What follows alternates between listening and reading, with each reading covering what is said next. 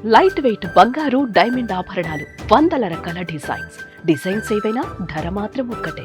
నిషేధిత వస్తువులను స్మగ్లింగ్ చేయడమే ఒక పెద్ద నేరమైతే పట్టుబడతామన్న భయంతో అధికారులను చంపడానికి కూడా కొందరు స్మగ్లింగ్ కిరాతకులు వెనకాడడం లేదు.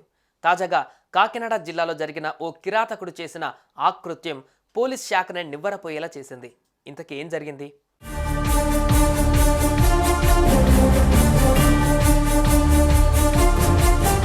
కొత్త సంవత్సరం వేళ అన్ని ప్రాంతాలలో పోలీసులు ఫుల్గా తనిఖీలు నిర్వహించారు.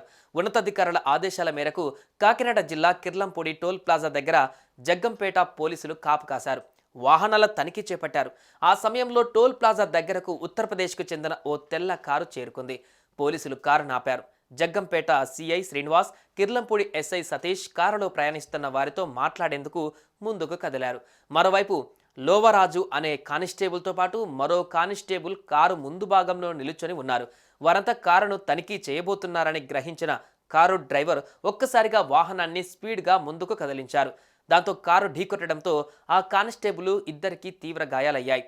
అందులో ఒకరి పరిస్థితి విషమంగా ఉన్నట్లు తెలుస్తోంది.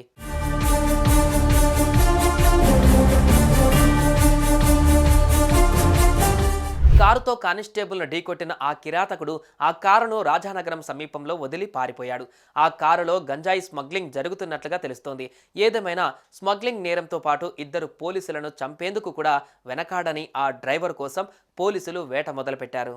సుమన్ టీవీలో మీ పర్సనల్ అండ్ బిజినెస్ ప్రమోషన్స్ కోసం కింది నెంబర్కి కాంటాక్ట్ చేయండి.